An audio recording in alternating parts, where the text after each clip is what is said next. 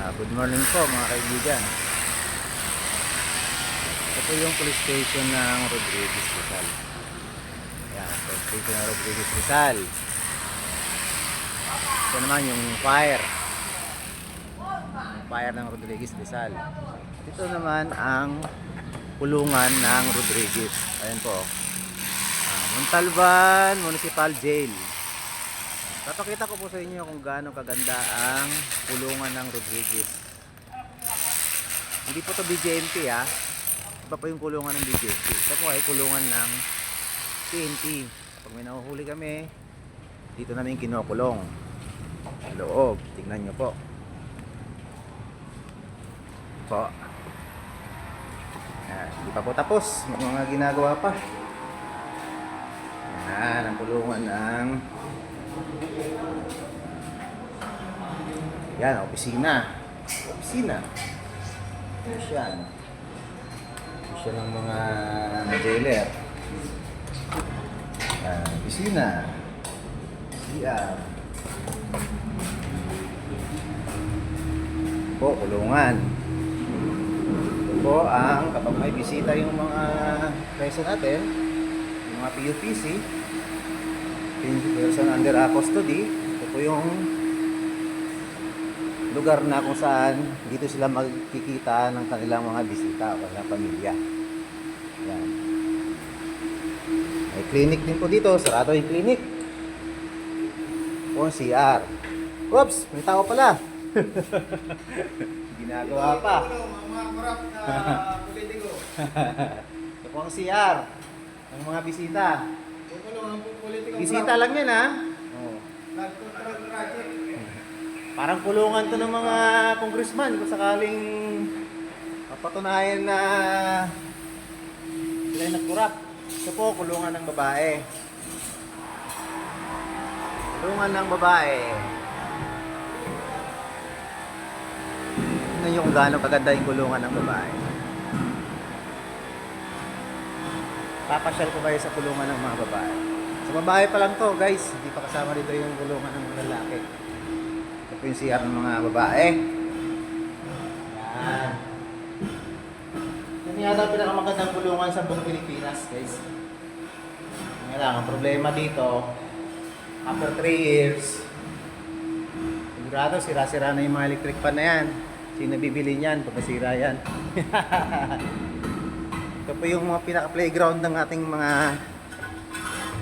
female PUPC. Ginagawa pa. Yan ang pinapaganda ng ating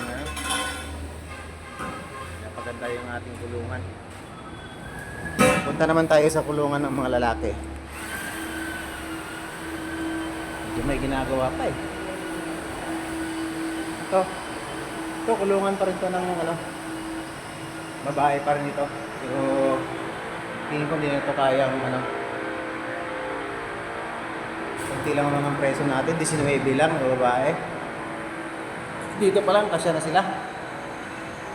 Ano pa kaya ito? Sigurado di na makagamit to. Laki eh. Noong pandemya kasi guys, meron tayong 900 na PUPC. Yung babae nun 200. Eh wala nang pandemya. Hindi pa daan. Wala nang pandemya, so kunti lang ang presyo natin. Ito kasi naka sa 900. Ayan to, ang kulungan ng mga lalaki.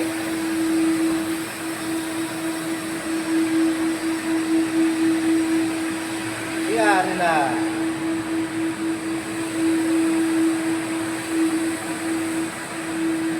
CR para mga lalaki ito.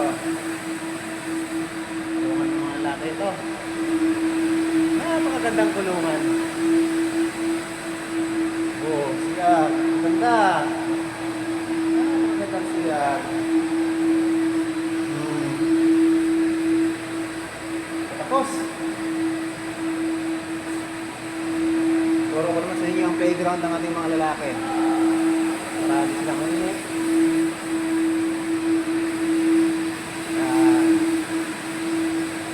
Playground ng mga lalaki. Lilinis na. Kasi by this month of September, lilipat na dito yung mga preso. Ay, laki guys. Yung playground ng ating mga PUBs.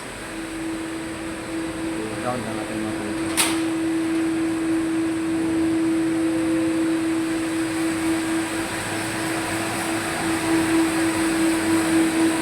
Laking kulungan. Ito. Laki. Luwak to. Napakalawak sa mga PUBC ito. Hindi sila magsisigipan. Ayun pa, oh. Kaya sigurado ako hindi ito malalagyan lahat. Oh, pinipinturahan, oh. Pinapaganda.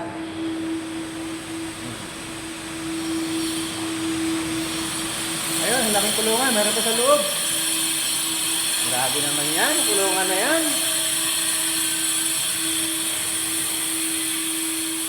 Oh, ang pakalaki. Oh, BTR sa dulo. Grabe. Laki kulungan. Ang laki ng kulungan na ito. Ayun, oh. Saan pa ba? May electric fan. Oh.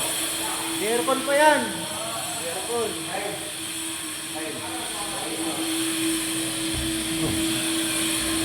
Yan. Ito naman. Yan.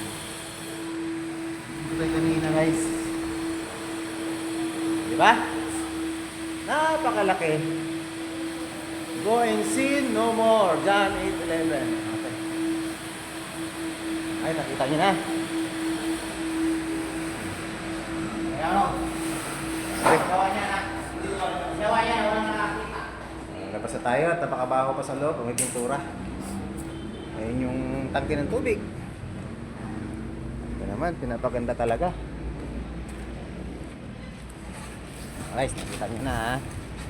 Gaano kalaki ang kulungan namin PNP Rodriguez.